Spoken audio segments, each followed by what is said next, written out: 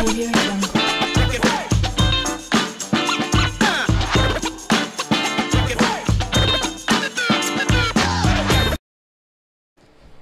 Yo, les gars, vous savez que j'ai un site web, non?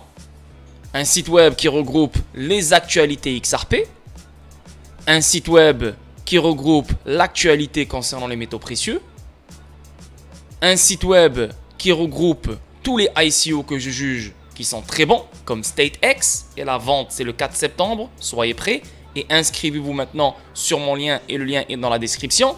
Vous savez que sur mon site web, vous pouvez trouver des e-books. Jusqu'à date, il y a 4 e-books. Le 5e e-book arrive très bientôt. D'autres opportunités crypto que vous ne connaissez pas. Et vous savez aussi que j'ai une boutique. Donc, vous êtes tous des investisseurs sur XRP Ripple.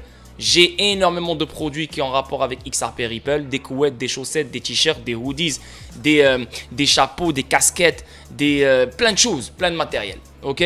Donc, faites-vous plaisir et faites-moi plaisir. Utilisez mon site web, que ce soit pour l'actualité XRP, que ce soit pour l'actualité métaux précieux, que ce soit pour trouver des nouveaux ICO, que ce soit pour s'intéresser sur les e-books, que ce soit pour des produits vêtements concernant XRP Ripple. Faites-vous plaisir les boys, parce que le site web, il est pour vous. Ok? Deuxièmement, Decent Biometric Wallet. Protégez-vous. Je vous le dis, je vous le répète, protégez-vous. Parce que vous avez beau acheter ce que vous voulez acheter, mais si vous n'avez pas de protection, vous allez être dans la merde. Vous pouvez acheter Ledger, vous pouvez acheter Elipal, vous pouvez acheter SafePal, vous pouvez acheter tout ce que vous voulez. Moi, je préfère le Decent Wallet parce que jusqu'à date, le Decent Wallet a prouvé qu'il est très bon.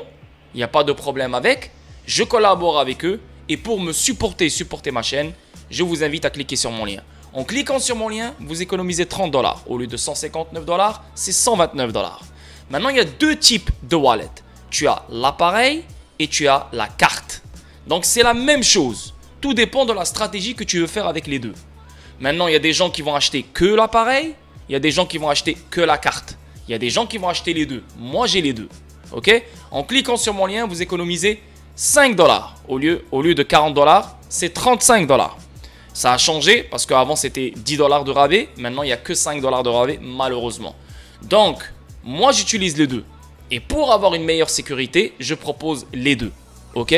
Donc, pour supporter ma chaîne et pour me supporter, je vous invite à cliquer sur mon lien de All-in-One Card Wallet Decent et bien sûr l'appareil Decent Wallet. Les liens se trouvent dans la description pour les deux wallets et bien sûr pour mon site web aussi.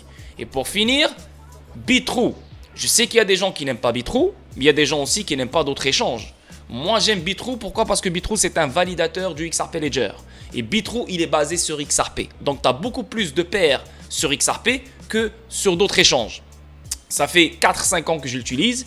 Et aussi, vous devez avoir beaucoup plus que 1 ou 2 ou 3 échanges. Parce que quand les choses vont exploser, il y aura trop de trafic et trop de monde sur les grands échanges. Donc, ça serait bien d'avoir le plus d'échanges possible, vérifier avec vos KYC, avec les plus grandes limites, pour que vous puissiez liquider vos actifs numériques le moment voulu. Donc moi, je possède j'ai un compte sur KuCoin, Binance, Bitrue, Uphold, Kraken, Bitstamp, Bittrex et d'autres encore. Donc j'en ai vraiment 10, quelque chose comme ça. S'il y en a 3 ou 4 que j'utilise souvent, Bitrue chaque jour presque, le reste, ils sont juste ouverts au cas où j'en aurai besoin. Ok? Donc je vous vois dans la vidéo statique d'aujourd'hui. Ciao. Yo, yo, yo, yo, yo, yo. Salut tout le monde, comment va? J'espère que tout le monde va bien, c'est Lord Vendetta avec vous. J'espère que tout le monde est good et tout le monde passe une merveilleuse semaine. Salut à vous tous, un joyeux jeudi. Yes, yes, yes, yes. Hier, j'ai fait un magnifique stream qui a duré presque 3h30 comme d'habitude. Hein, vous connaissez mes streams. Et on a présenté 3 opportunités, la vérité. Mais parce qu'il y avait... Le stream était tellement long que je ne pouvais pas faire 5 opportunités. C'était abusé parce que voilà, les 2 dernières, j'allais les massacrer, les pauvres, tu vois. Et en plus, les 2 dernières, c'était Quant et Electronium. Donc voilà, j'allais faire ça comme ça rapidement. Voilà, un stream de merde pour eux. Mais... Donc je me suis limité à 3 actifs. Mais les 3 premiers actifs, on les a démontés. C'était incroyable. La vérité là, aïe aïe aïe. Hier, tellement qu'on les a démontés, on a ajouté un autre actif dans notre portefeuille. Un nouvel actif en fait. Pour certains, c'est un nouveau actif. Pour d'autres, c'est un ancien actif. Mais voilà quoi. Avec ce qu'on a regardé hier comme vidéo, comme éducation, l'éducation qu'on a eue hier concernant cet actif-là, bah, c'est moi qui a donné l'éducation, bien sûr. Mais même moi, je me suis éduqué moi-même hier, tu vois. Donc j'ai adoré. Là, j'ai appuyé sur le bouton. Je me suis dit non, non, non, non. Ce truc-là, je dois l'avoir dans mon portfolio. Et je l'ai eu, je suis content. Donc j'ai commencé à renforcer mon bag à partir d'hier. Et je ne vais pas m'arrêter à renforcer mon bag, bien sûr, parce que c'est du long terme. Investissement long terme, c'est incroyable, c'est une bombe. Et je pense fortement que beaucoup de monde vont aimer cet actif. Bref, si tu es sur le Discord, tu sauras de quoi je parle. Si tu n'es pas sur le Discord, bah, il n'y a pas de problème, tant pis. Tant que tu es sur XRP, tant que tu es sur DC, tant que tu es sur Telcoin, il n'y a aucun problème. La vie, elle est belle. Si tu veux ajouter, viens sur le Discord. C'est pour ça que j'arrête pas de te dire viens dans le Discord, viens dans le Discord, viens dans le Discord. Si tu veux des opportunités, tu veux une belle communauté, tu veux t'éduquer, tu veux partager, tu veux analyser, tu veux des analyses techniques, tu veux tout ce que tu veux, viens dans le Discord. Le lien, il est dans la description. Bon, hier stream, aujourd'hui vidéo statique pour vous la famille. Demain stream sur Twitch. Donc ça fait longtemps là, que j'ai pas fait un stream sur Twitch, donc ça va faire vraiment plaisir. Et demain, on va parler de Fed Meeting, on va parler de tout ce qui se passe, hein, les événements extérieurs, les fondamentaux, tout ce bordel, et bien sûr la crypto, s'il y a quelque chose à dire sur la crypto, et des analyses techniques, bien sûr. Donc, on commence live, sans trop perdre votre temps. C'est purement XRP cette vidéo, et go. Donc, premier truc, BNC approuve le marché Coinbase. XRP USD comme source de prix pour l'indice liquide XRP, XRPLX. Je sais pas c'est quoi ce truc là pour de vrai, c'est quoi, c'est Coinbase XRP, ok, mais là on parle de XRPLX, donc XRP Ledger X, je sais pas. Donc le comité de gouvernance de l'indice BNC a approuvé la réintroduction du marché XRP USD, donc ça on le sait sur Coinbase, en tant que source de tarification autorisée pour l'indice XRP Liquid. Donc là ce n'est pas le XRP Ledger, c'est XRP Liquid, donc c'est un indice, voilà, je sais pas à quoi il sert cet indice. On parle de XRP Liquid X. Ok. Dans un développement intéressant, le comité de gouvernance de l'indice Brave New Coin. Ok, Brave New Coin. Ça a rapport avec le moteur de recherche là, Brave. Ok, Brave New Coin a approuvé la réinclusion du marché XRP USD de Coinbase comme source de tarification pour son indice XRP Liquid XRPLX.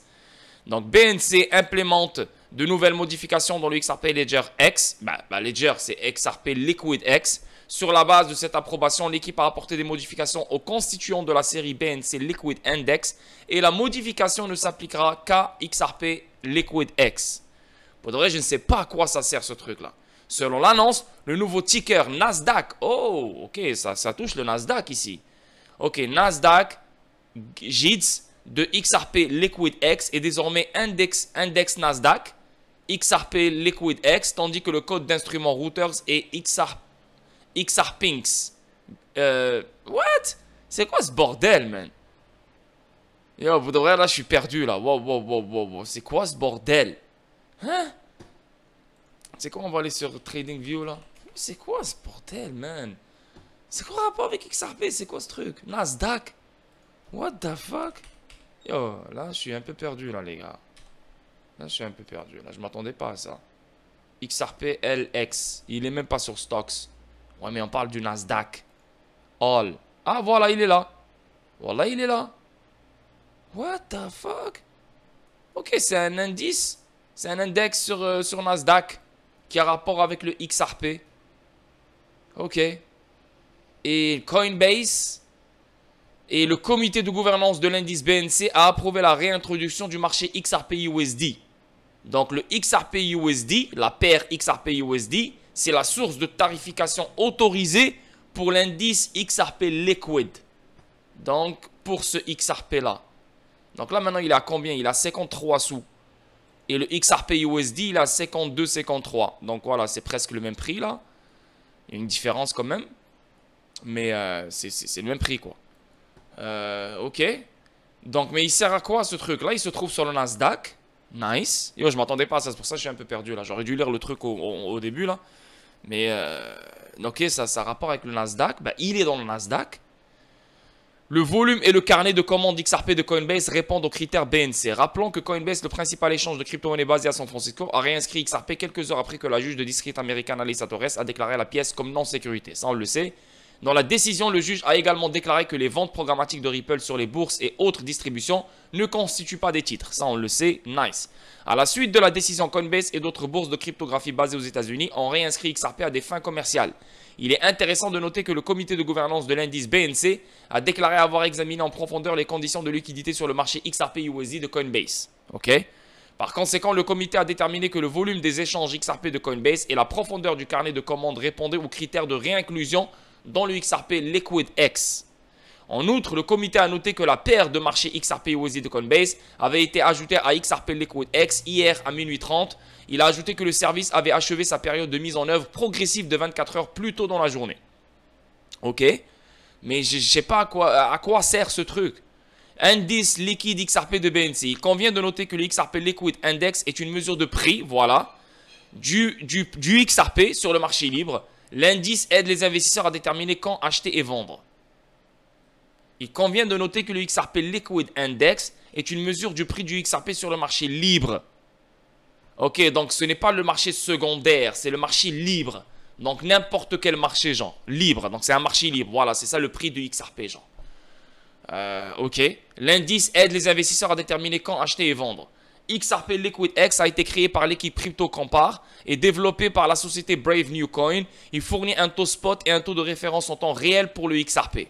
L'indice peut être utilisé pour la gestion des risques, le trading et la tarification des produits financiers. Ah, pendant ce temps, les données de BNC montrent que le XRP est actuellement en hausse de 1,4% au cours des dernières 24 heures. L'actif cryptographique changeait demain à 52,7 au moment de la rédaction de cette ligne. Ok, je comprends. Pour avoir un prix de XRP fixe. Tu vois ce que je veux dire? Un prix de XRP fixe. Donc, pas fixe, genre il est stable là. Non. Mais quand tu vas sur Bitroot, tu as un prix. Quand tu vas sur Binance, tu as un prix. Quand tu vas là, tu as un prix. Quand tu vas là, tu as un prix. Donc, ce n'est pas vraiment une grande différence de prix. Mais ça dérange ce prix-là. Tu vois, par exemple, là sur Binance, il a 52,51. Sur Bitroot, tu vas le trouver à 52,30 par exemple, ou 52,40. Sur d'autres places, tu vas le trouver à 52,60 ou 52 quelque chose. Tu vois, mais ça reste le même prix, quoi. Mais là, maintenant, ils ont créé un vrai un indice qui se base sur le prix réel de la paire XRP USD qui se trouve sur Coinbase. Ok, donc la liquidité vient de là-bas, si je comprends bien. Mais le fait que le prix, il est comme ça, genre, c'est à 0,53, je veux dire, voilà, tu vois, il n'y a pas de virgule. Il y a pas de, comment dire, il n'y a pas de 0,53, 53. 0,53, 60. 0,53, 80. C'est flat là. C'est 0,53. Tu vois, mais regarde, même les métriques ici que vous voyez ici à droite, tu vois, 0,53, 0,54, 0,66, 0,60. Il n'y a pas de chiffre après, tu vois. Donc, mais quand tu vas sur l'autre là, bah, tu vois les chiffres après. Tu vois, tu as 52, 54, 58, 60, 49, 96. Donc là, maintenant, ils ont vraiment mis le prix du XRP flat là. Et ça sert pour des produits financiers, pour gérer les risques, pour la tarification, pour le trading et plein de choses. Ok. Pour de vrai, je suis un peu étonné par ce produit-là, parce que je ne m'attendais pas à le voir. Et je ne suis pas étonné dans le sens que, ah, ça sert à rien, c'est quoi cette merde. Non, c'est juste étonné par le fait que il a été créé. Je veux dire, il y a des gens qui ont pensé à ça, tu vois. Et là, ils ont pris la paire de XRP USD venant de Coinbase spécialement, tu vois. En outre, le comité a noté que la paire du marché XRP USD de Coinbase avait été ajoutée à XRP LiquidX hier. Donc, est-ce qu'il y aura d'autres paires XRP USD qui viennent de d'autres échanges qui seront ajoutés au XRP LiquidX pour vraiment donner une meilleure tarification? Peut-être. Donc, ça, c'est à suivre. Parce que si ça vient seulement d'une seule source, bah là, en fait, juste donne le prix de Coinbase, c'est tout, quoi.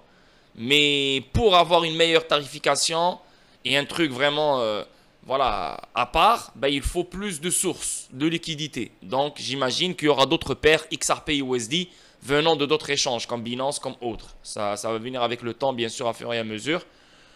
Mais c'est intéressant, quoi. Et en plus de ça, il se trouve sur le Nasdaq. Comme vous le voyez ici, là, c'est le Nasdaq. Regardez ça. Nasdaq là, c'est vraiment Nasdaq. Donc là, il se trouve dans le Nasdaq là. C'est un index qui sur le Nasdaq. Waouh, ok. Et en plus de ça, juste pour reconfirmer la dernière chose, ben XRP Liquid X a été créé par l'équipe Crypto Compare et développé par la société Brave New Coin. Il fournit un taux spot. Tu vois, un taux spot. Vraiment, le meilleur prix que tu peux trouver pour XRP. Genre, quelqu'un qui te dit, c'est quoi le vrai prix du XRP? Ben, s'il va sur Coinbase, c'est un prix. S'il va sur Binance, c'est un prix. S'il va sur Bitro, c'est un prix. Ben, là, il te dit, non, c'est quoi le vrai prix du XRP? Ben, le vrai prix du XRP, c'est le XRP Liquid X qui peut te le donner. Et quand tu vas sur le XRP Liquid X, ben, le vrai prix du XRP en ce moment, c'est 53 sous. Pile, flat. Tu vois, précisément, genre. Tu comprends? Il fournit un taux spot et un taux de référence en temps réel pour le XRP. Donc ça, c'est vraiment un taux de référence dans un temps réel pour XRP. Donc le 53 sous. Au lieu de dire 52, 54, ben, tu vas dire 53 sous. Tu vois? L'indice peut être utilisé pour la gestion des risques, le trading et la tarification des produits financiers. Très intéressant, pour de vrai. Très intéressant. On avance. Deuxième article, Pantera Capital déclare que la décision XRP est un signe noir positif qui pourrait renforcer la prochaine course haussière, donc Black Swan.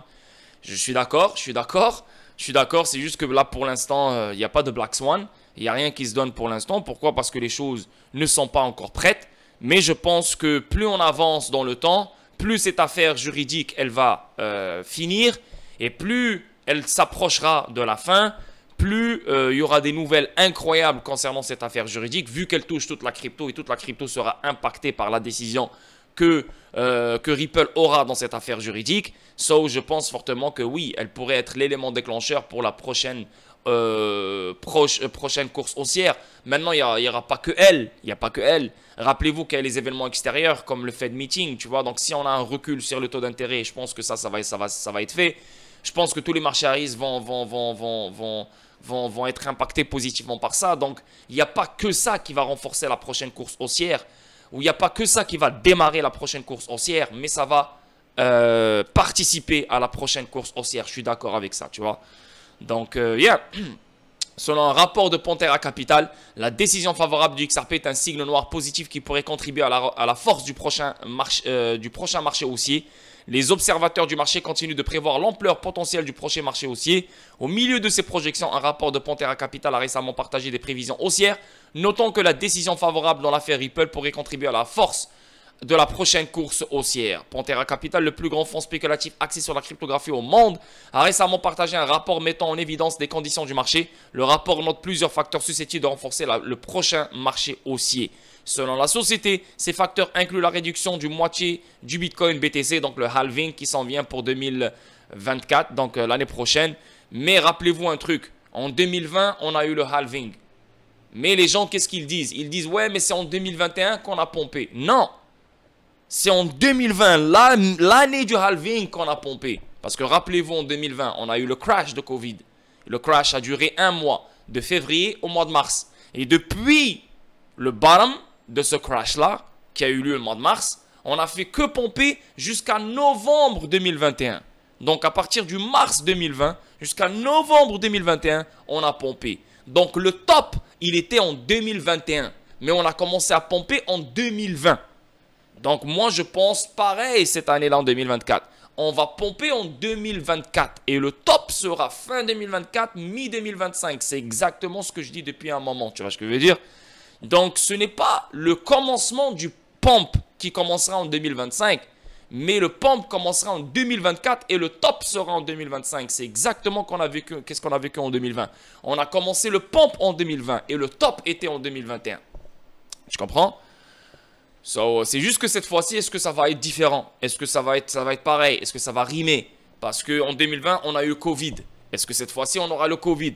Là, maintenant, déjà, ça commence à parler des masques dans les écoles américaines. Ça parle de masques ailleurs.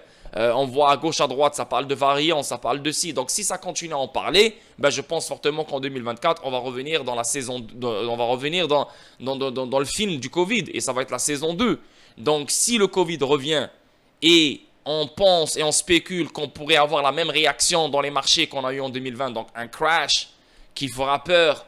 Et ce crash-là va tellement être rapide que les choses vont reprendre. Et là, boum, boum, boum, boum, boum, on va repartir pour faire un nouveau all-time high qui pourrait avoir lieu en 2025 ou peut-être même fin 2024.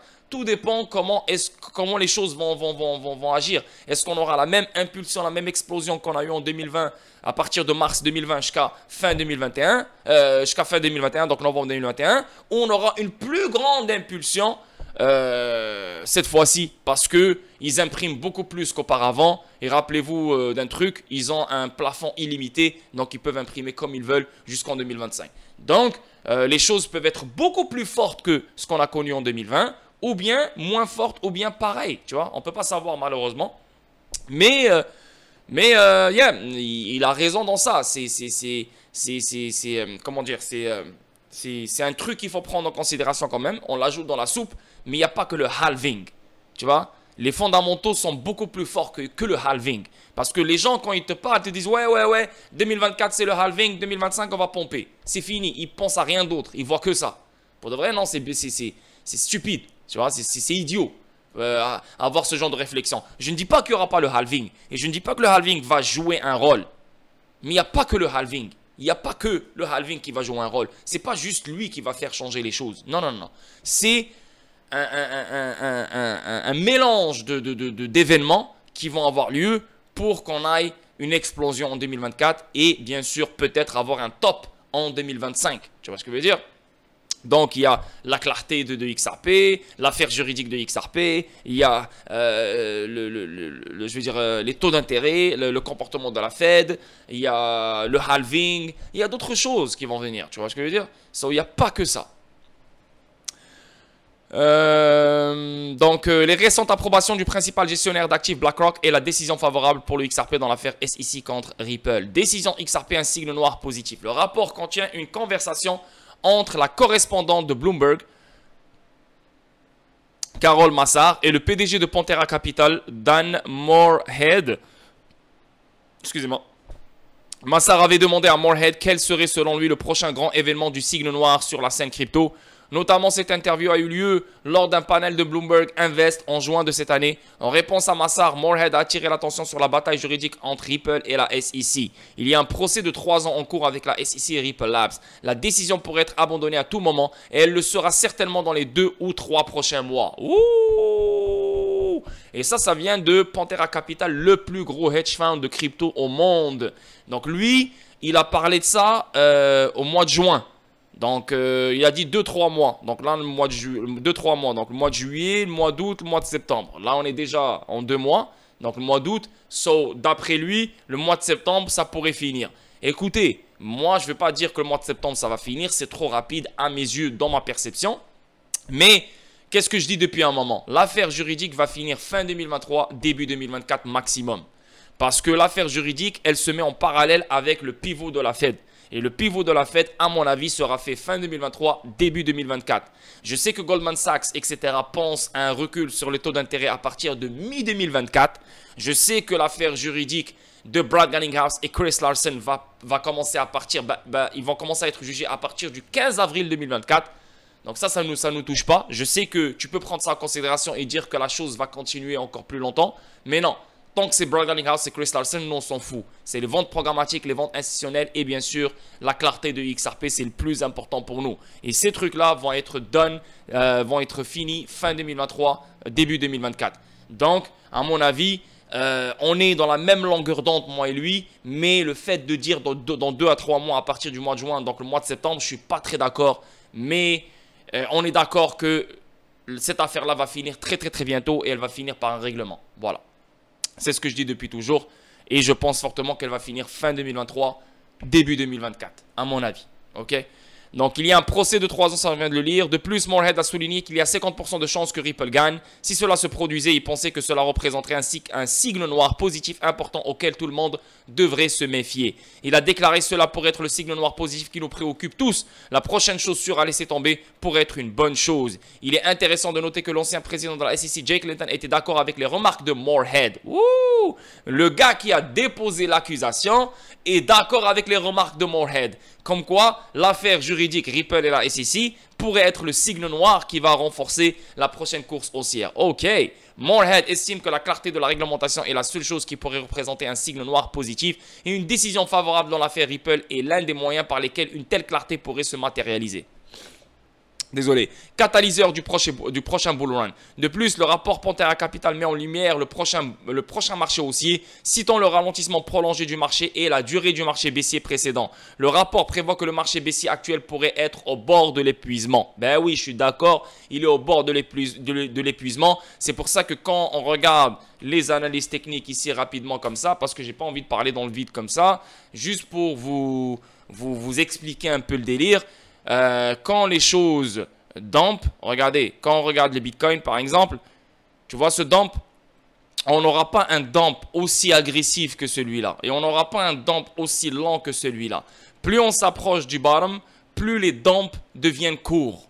Donc si on a un dump vers le 20 000, tu vois la taille de celui-là et la taille de celui-là, tu vois, ça devient de plus en plus court. Donc oui, il a raison Panther Capital, dans le sens que ça s'affaiblit, tu vois, parce qu'on s'approche du bottom. C'est juste que le bottom, on ne peut pas savoir il est où le bottom. Est-ce que le bottom, il est à 20 000? Est-ce que le bottom, il est à 18 000 ou 15 000? Est-ce que le bottom, il est plus bas, disons 10 000? Ah non, je ne peux pas savoir. Et même s'il descend à 10 000, ça reste que le dump entre d'ici à 10 000 est beaucoup plus petit que ce dump-là qui a duré depuis novembre 2021 jusqu'à novembre 2022. Donc, ça a pris 1 an. Tu vois ce que je veux dire? On ne peut pas savoir à quel niveau il va aller. Mais ce dump-là qui aura lieu, qu'il soit court ou lent, il sera toujours plus petit que le premier dump. Donc, ça montre que le marché baissier devient de plus en plus faible parce que les vendeurs ne peuvent plus aller plus bas. Tu vois ce que je veux dire? Et comment tu repères ça? C'est avec la grandeur des dumps. Et ce dump-là ne sera pas pareil que celui-là. Celui-là sera beaucoup plus petit que celui-là. Tu vois ce que je veux dire? Donc, ça montre qu'on est proche du bottom. C'est exactement ce que je dis depuis toujours. Mais ça ne veut pas dire qu'ils disent ça, que ah, c'est fini, on va pas partir de là. Non, on va dump. On va dump et vous allez voir. Donc, le marché pourrait assister à la prochaine hausse lorsque cela se produira, car plusieurs catalyseurs préparent le terrain. Concernant ces catalyseurs, le rapport note: nous pensons que la combinaison d'événements positifs récents, la décision XRP, l'approbation de BlackRock et en plus de la réduction de moitié du Bitcoin prévue en avril 2024, fournir une configuration solide pour le prochain marché haussier des actifs numériques. Et rappelez-vous qu'il y a les ETF, les BTC ETF, donc qui vont rentrer très très bientôt. Je pense que les BTC ETF vont rentrer quand les choses vont crash, à mon avis. I don't know à quel moment ils vont rentrer, mais eux aussi, ça va être, c'est des ingrédients de plus dans la soupe qui vont renforcer le pump. Tu vois ce que je veux dire? Donc, yeah, c'est intéressant tout ça. On avance. SEC contre Ripple. Décision récente et nécessité d'une intervention d'un tribunal supérieur sur le statut de XRP. Donc, ces tweets mettent en lumière les récentes décisions du juge Torres et du juge Rakoff, du tribunal de district américain du district sud de New York et la nécessité qu'un tribunal supérieur se prononce sur le statut du XRP. La nécessité pour qu'un tribunal supérieur se prononce sur le statut du XRP, je ne pense pas que c'est nécessaire, la vérité, parce que la juge Torres, c'est pas une juge de merde. Là, il faut vraiment faire des appels à gauche, à droite pour vraiment ramener un tribunal supérieur pour aller à la Cour suprême. Mais je ne pense pas que ça va aller à la Cour suprême. Ça fait aucun sens. Je pense fortement, je le dis, je le répète, que la SEC va régler avec Ripple. C'est sûr et certain. Décision du juge Torres et appel de la SEC. Le juge Torres a accédé à la demande de la SEC de déposer une requête en autorisation de déposer un appel interlocutoire. La SEC a ensuite déposé une requête demandant essentiellement l'autorisation de faire appel de la décision du juge Torres le 13 juillet 2023. La SEC a besoin de l'autorisation du juge Torres et du deuxième circuit pour faire appel maintenant plutôt que d'attendre la fin du procès. Donc là maintenant, tu vois, il n'y a pas d'appel encore. Il faut l'autorisation du juge Torres et du deuxième circuit pour faire appel maintenant plutôt que d'attendre la fin du procès. Ripple répondra et le juge décidera s'il doit certifier le dossier en appel et s'il doit retarder le procès contre Ripple, Bragg&Gauss et Chris Larsen qui devrait actuellement commencer au deuxième trimestre 2024. Donc, est-ce qu'ils vont retarder le procès pour que cet appel se fasse ou bien ils vont faire un appel maintenant et le procès aura quand même lieu deuxième trimestre 2024 pour Bragg&Gauss et Chris Larsen. Donc ça, on ne peut pas savoir qu'est-ce qui va se passer. Décision du juge Rakoff dans l'affaire SEC contre Terraform Labs. Le 1er août 2023, le juge Rakoff a publié sa décision dans l'affaire SEC contre Terraform Labs, rejetant la requête en rejet de Terra. Coppel réfléchit à la manière de concilier ces deux opinions, notant qu'il est facile de s'accrocher à la déclaration de Rakoff, rejetant l'approche de Torres dans Ripple, mais conseille de ne pas la prendre au pied de la lettre. Différenciation entre les acheteurs. Rakoff semble rejeter l'approche consistant à faire la distinction entre les différents acheteurs, tels que les investisseurs institutionnels et les investisseurs particuliers. Cependant, il cherche ensuite si les défendeurs ont fait du marketing auprès des deux. Ripple n'a fait aucun marketing auprès de nous. Est-ce qu'elle a fait du marketing? Est-ce qu'elle a fait des publicités? Non. Mais Ripple, elle est partie éduquer les banques centrales. Elle est partie éduquer les investisseurs institutionnels. Elle est partie leur dire voilà de quoi il a l'air mon produit. Voilà à quoi il sert mon produit. Je ne sais pas si on appelle ça du marketing, mais ce n'est pas du marketing parce que le marketing, c'est de la publicité. On influence quelqu'un d'acheter XRP. Mais là, ce n'est pas de l'influence avec les investisseurs institutionnels. C'est au contraire, c'est de l'éducation. C'est quoi XRP? Et voilà XRP, voilà sa solution et voilà la solution du problème que vous avez. Donc, il n'y a pas de marketing. Mais pour les investisseurs particuliers, il est où le marketing? On n'a jamais vu du marketing venant de Ripple, un marketing qui nous target nous, qui nous touche nous. Il est où le marketing?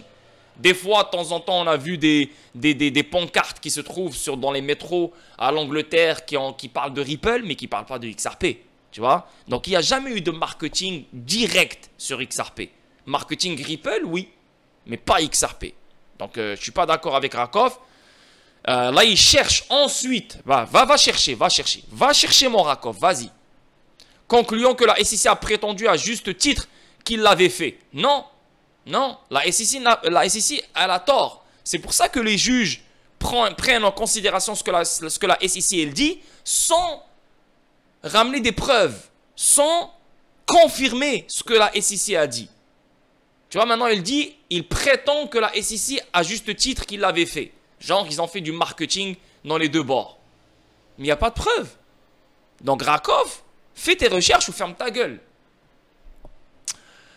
Si le raisonnement de Rakoff est correct, la commercialisation, soit auprès du commerce de détail, soit auprès des institutions suffirait. Comparaison entre les ordonnances de Rakoff et de Torres. L'ordonnance de Rakoff statue sur une requête en rejet, exigeant que le tribunal considère les allégations comme vraies, sans découverte ni preuve externe. Il s'agit d'une différence significative par rapport au cas Ripple. Cependant, comme Torres, Rakoff a analysé si le marketing indique clairement aux investisseurs particuliers et institutionnels que le projet bénéficie des achats. Non, il n'y a pas de marketing. Ça fait combien d'années que moi je suis sur XRP depuis 2017? Il n'y a pas de marketing. Zéro. Vous, ça fait combien d'années que vous êtes sur XRP? Quoi? Depuis 2020, 2021? Est-ce que vous avez vu un marketing? Non. Tout ce qu'on voit, c'est des événements, de l'éducation, de l'information, c'est tout. Nécessité d'une intervention d'un tribunal supérieur. Rakoff n'a pas été aussi clair que Torres sur le fait que le jeton ne représente pas en eux-mêmes des contrats d'investissement. Tu vois, Rakoff n'est pas clair. Il n'est pas clair, il fait que parler pour parler. Coppel souligne que c'est la raison pour laquelle une juridiction supérieure doit se prononcer sur la question. Ben en fait, on n'est pas obligé d'avoir une juridiction supérieure. Notre juridiction, c'est la juge Torres. C'est tout. Pourquoi vous ne prenez pas en considération la juge Torres? Pourquoi la juge Torres? C'est une merde pour vous? C'est quoi? C'est un juge au même niveau que Rakoff, au même niveau que n'importe quel autre juge. C'est quoi? Vous voulez créer d'autres affaires juridiques avec des juges différents pour... Ah ok, c'est bon, on a raison sur XRP? Quoi? Vous n'arrivez pas à croire, vous n'arrivez pas à prendre en considération la décision de la juge Torres? Regardez Rakoff, lui-même il est perdu dans ses propres trucs, il n'est même pas assez clair. Pourquoi? Parce qu'il n'arrive pas à comprendre. On a eu une juge qui a compris. Et là maintenant vous voulez une juridiction supérieure pour vraiment trancher. Trancher quoi? On est en train de jouer au foot ici, Real Madrid, Barcelone là ou quoi là? C'est la juge, c'est fini, son dernier mot est donné. Pas son dernier mot encore, c'est pour ça qu'il y a des appels, mais son mot final va être donné, que tu le veuilles ou non. Et rien ne va changer. Donc là maintenant on a les ventes programmatiques, là, et si veut faire appel dessus. Les ventes institutionnelles, est-ce que Ripple va faire un appel dessus ou pas? Mais d'après David Schwartz et d'après l'équipe de Ripple, ça ne les dérange pas. Donc ils peuvent continuer à vendre leur ODL, il n'y a aucun problème, donc des XRP à des institutions financières. Ou bien ça va être indirectement à travers d'autres institutions financières qui se trouvent en dehors des États-Unis.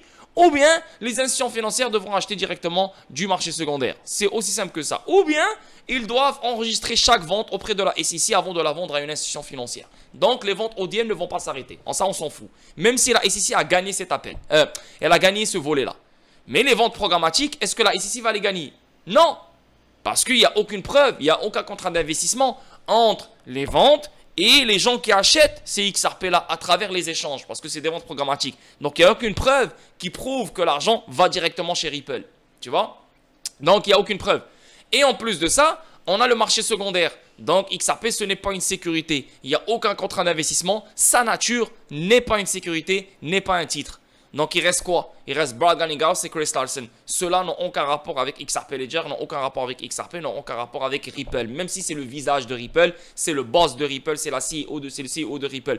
Mais même eux, il n'y a rien de frauduleux, il n'y a aucune arnaque, il n'y a aucun scam.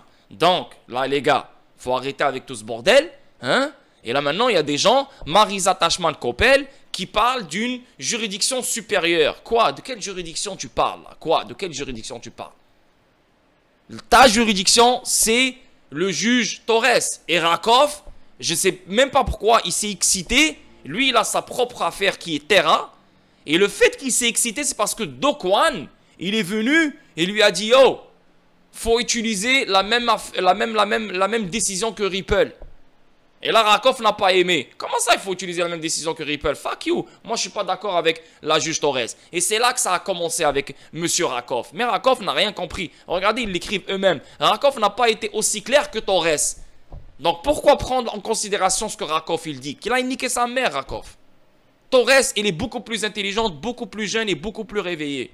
C'est le plus important ici. On avance.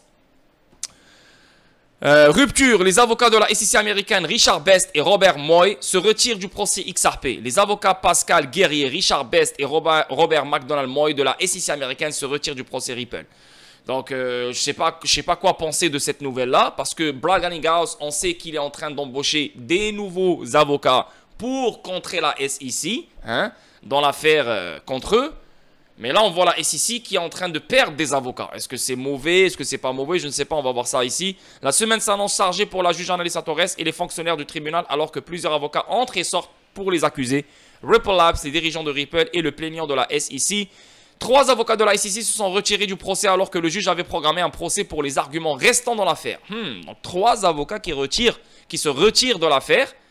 Mais la juge avait programmé un procès pour les arguments restants dans l'affaire. Donc, si tu as des arguments à balancer pour faire revenir la juge sur sa décision sur les ventes programmatiques et tu perds 3 avocats, ce n'est pas good ça. 3 avocats de la SEC américaine se retirent du procès XRP. CoinGate Media a rapporté plus tôt que la SEC américaine avait déposé une requête pour le retrait de son avocate Pascal Guerrier du procès SEC contre Ripple. La juge Annalisa Torres a fait droit à la requête visant à ce que Pascal Guerrier se retire de ses fonctions d'avocat de la SEC conformément à un dossier déposé au tribunal. Selon les derniers documents déposés auprès du tribunal, 2 autres avocats de la SEC ont déposé des requêtes distinctes pour se retirer du procès. La SEC a informé le tribunal du retrait des avocats Richard Best et Robert McDonald du procès. Richard Best est en congé de maladie prolongé, et ne participe plus au procès américain SEC contre Ripple. Le juge Torres a approuvé le retrait du Best du procès. Cependant, le juge n'a pas encore accueilli la requête en retrait de Robert McDonald. Pendant ce temps, le juge Torres a signé des ordonnances approuvant l'avocat Michael Schulman pour Brad Garlinghouse ainsi que Mark J. Jones et Peter Brian Morse pour la SEC américaine. Donc là maintenant, il y a 3 avocats qui ont quitté la SEC, mais 2 avocats sont rentrés dans la SEC, plus un avocat qui s'est ajouté avec Brad Garlinghouse. Et c'est Ripple vs SEC prévu pour avril 2024. Le procès Ripple vs SEC devrait avoir lieu entre le 22 et le 26 avril. Et ça, les gars, c'est seulement pour Brad Garlinghouse et Chris Larsen. C'est vraiment le dernier volet qui ne nous touche pas, nous, les investisseurs. Ok? Voire fin avril, car les 2 parties ont informé le juge Torres de leur indisponibilité au cours du deuxième trimestre 2024. Le PDG de Ripple, Brad Garlinghouse, et le président exécutif Chris Larsen ont informé la juge Annalisa Torres de leur indisponibilité pour un procès du 1er au 14 avril 2024. Fait intéressant, les dirigeants de Ripple ont annoncé des dates qui coïncident avec la réduction de moitié du Bitcoin. Ah ouais. Donc ils ont choisi le 15 avril parce qu'ils ne sont pas... leur indisponibilité pour un procès du 1er au 14 avril 2024. Donc, ça veut dire qu'ils seront disponibles le 15 avril. Et le 15 avril, c'est, si je comprends bien, la réduction du moitié du Bitcoin. Intéressant ça, hein? Intéressant. Et pour finir, la famille, on est déjà à 35 minutes. Ça, c'est très stupide, je comprends pas pourquoi, mais en plus, ça vient de City. Ça vient de City. Mais je ne sais pas si cette question-là vient de City ou pas. Mais je suis sûr qu'elle vient de Ethereum News. Je suis sûr que ça ne vient pas de City. Les CBDC offrent des paiements ultra rapides, révèle une enquête de City. Ça, on le sait. Ok? Stablecoin, CBDC, tout ce bordel, parce que c'est sur la blockchain, donc forcément, c'est beaucoup plus rapide. Mais peuvent-elles battre Ripple, XRP, ODL? Donc ça vient pas de City. Ça vient de cet article de merde qui s'appelle Ethereum News. Comment tu peux comparer XRP à une CBDC? Comment tu peux comparer CBDC à Ripple? Comment tu peux comparer CBDC à ODL? Je comprends pas le délire. Jack Williams, voilà, Jack Williams. Comment tu peux écrire ce genre de titre? Donc toi, qui as le rôle d'écrire des articles, et je ne sais pas combien d'argent tu es payé pour écrire ce genre d'article, tu n'arrives même pas à faire la différence entre une CBDC et un outil financier qui est XRP. Tu n'arrives même pas à faire une différence entre une valeur qui est une CBDC et une compagnie qui s'appelle Ripple. Tu n'arrives même pas à faire la différence entre une valeur qui s'appelle une CBDC et ODL, un service financier qui ramène des solutions. Je ne comprends pas le délire. Je ne comprends pas comment les gens peuvent écrire tout un article et ne pas avoir les idées claires concernant des choses simples. L'enquête de City révèle un soutien croissant au CBDC. 87% des personnes interrogées les considèrent comme la clé d'un cycle de règlement plus rapide d'ici 2026. Bien sûr, on peut régler avec des CBDC, on peut régler avec des stablecoins, on peut régler avec n'importe quel actif numérique. Ça, je suis d'accord. C'est pour ça qu'on voit RippleNet avec Ripple, donc le réseau qui permet des règlements instantanés, qui permet des paiements transfrontaliers, qui permet le va-et-vient de n'importe quel type d'actif au sein de ce réseau fermé privé qui s'appelle RippleNet. Mais on peut utiliser des CBDC sans utiliser XRP. On peut utiliser n'importe quel actif numérique sans utiliser XRP. Il n'y a aucun problème. Aucun problème. Mais on utilisera une nouvelle valeur qui a changé de vêtements. Donc, au lieu de parler de fiat, on va parler de CBDC, mais c'est la même chose. Donc, tu vas utiliser la nouvelle forme de fiat, CBDC, mais tu vas continuer à utiliser la même plomberie qu'on utilise depuis ces dernières 40 ans, 50 ans. Donc, le préfinancement, donc de la friction, donc de la liquidité bloquée, donc. Donc oui, on n'est pas obligé d'utiliser XRP, on peut utiliser des CBDC sans XRP. Oui, on peut utiliser n'importe quel actif dans des paiements transfrontaliers. Oui. Mais est-ce que les CBDC éliminent le préfinancement? Non. Est-ce que les CBDC sont interopérables entre elles? Non. Est-ce que les CBDC éliminent la friction? Non. Est-ce que les CBDC peuvent être envoyés d'une façon rapide entre 1 à 2 secondes, 3 secondes? Non. Et plein d'autres choses. Donc, c'est pour ça qu'il faut un bridge currency. Ce bridge currency, il est nécessaire. Pourquoi? Sans bridge currency, on aura toujours le même système dans lequel on vit. Donc, le même système qui nous permet le préfinancement, qui nous permet la friction, qui nous permet plein de frais, qui nous permet. Donc, en ayant un actif neutre que personne ne contrôle, décentralisé, qui permet l'interopérabilité entre les CBDC, qui permet l'élimination du préfinancement. Donc, les banques centrales qui vont créer leur CBDC n'ont plus besoin de préfinancer des comptes et n'ont plus besoin de bloquer beaucoup de liquidités pour faire des opérations entre différentes juridictions. En utilisant XRP, on n'a plus besoin du préfinancement. En utilisant XRP, on enlève des intermédiaires. En utilisant XRP, on économise sur chaque transaction. Donc oui, tu peux ne pas utiliser XRP, mais tu auras le préfinancement, tu auras les frais, tu auras, etc. Donc c'est exactement ce qu'on est en train de vivre maintenant. Mais en utilisant XRP, tu élimines ce qu'on connaît depuis toujours. Tu élimines tout ce qui est en train de bloquer les choses. Tu comprends ce que je veux dire? Comme RippleNet. On n'est pas obligé d'utiliser XRP dans RippleNet. Non, mais aucunement. Juste avec Xcurrent, tu peux faire des paiements transfrontaliers, tu peux faire tout ce que tu veux.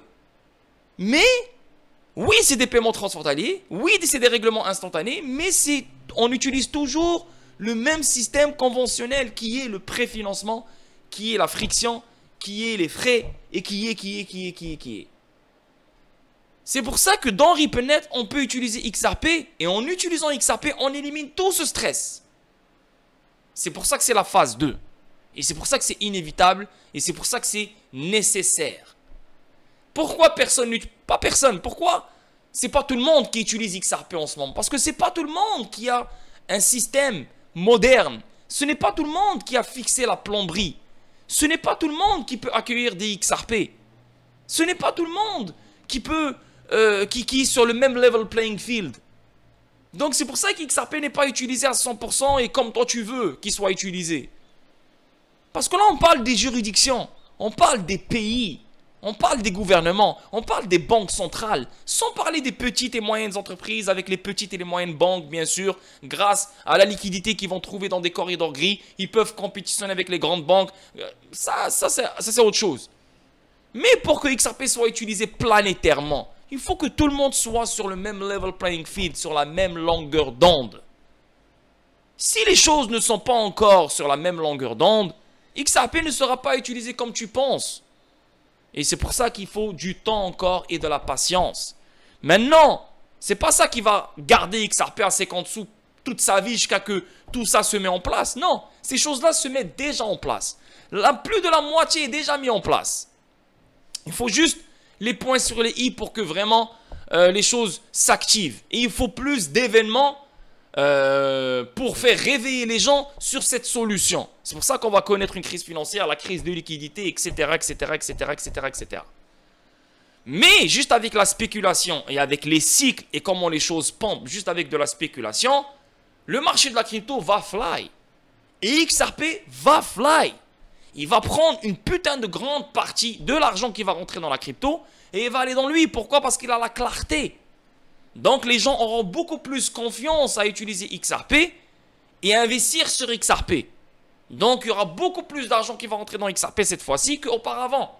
Donc avant même que l'utilité et l'adoption se mettent en place, on va faire énormément d'argent avec notre chéri XRP. Mais pour que l'utilité soit frappée, enfin pas soit frappée, mais que pour que l'utilité soit vraiment mise en place et pour que vraiment XRP soit utilisé jour et nuit, c'est du temps encore les boys. Il faut encore du temps, il faut encore du temps. Donc revenons à nos moutons. Les CBDC n'ont pas besoin de XRP. Maintenant, tu vois, maintenant genre tu peux utiliser des CBDC maintenant sans XRP si tu veux. Mais quand les CBDC verront le jour partout dans le monde entier, il faut un asset neutre qui va relier tous ces CBDC. Parce que c'est impossible qu'une banque centrale garde les CBDC d'une autre banque centrale.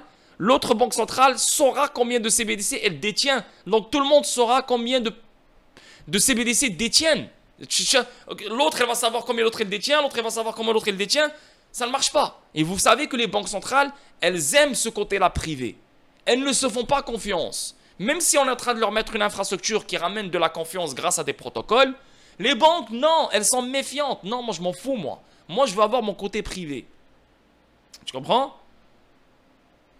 Donc c'est pour ça que avoir un actif neutre, que personne ne contrôle, décentralisé, qui ramène une interopérabilité entre les CBDC, qui élimine le préfinancement, qui ramène de la liquidité, qui est assez liquide pour fournir de la liquidité dans certains corridors gris qui sont difficiles à créer de la liquidité. Hein?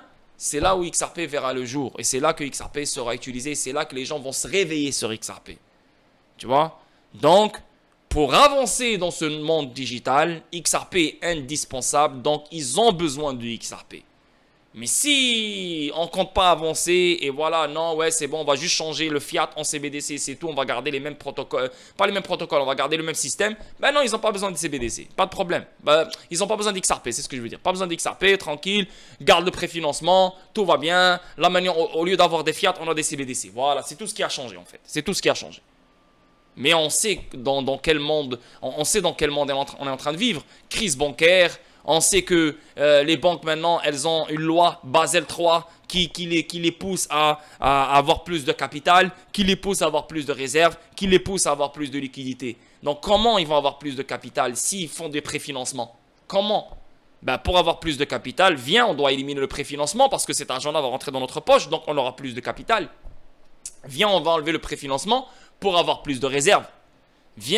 On va utiliser ODL, On Demand Liquidity, donc pour avoir plus de liquidité sur certaines transactions, etc., etc., etc. On va éliminer le préfinancement pour débloquer de la liquidité. Donc, vu qu'on n'a pas de liquidité, mais grâce à cet argent-là qu'on a débloqué, on a de la liquidité. Tu vois comment c'est nécessaire pour la suite des choses. Et tout ça, c'est XRP qui le ramène. Tout ça, c'est une solution de XRP. Et ce n'est une solution de aucun autre actif. Je sais que j'ai mal expliqué parce que je suis fatigué, les gars, pour de vrai, là. Il fait chaud, là, mais bon. J'ai expliqué ça plein de fois. Alors, on va voir si c'est écrit ici. XRP, là, ici, là. Bon, voilà. Non, XRP, je te dis XRP, bref.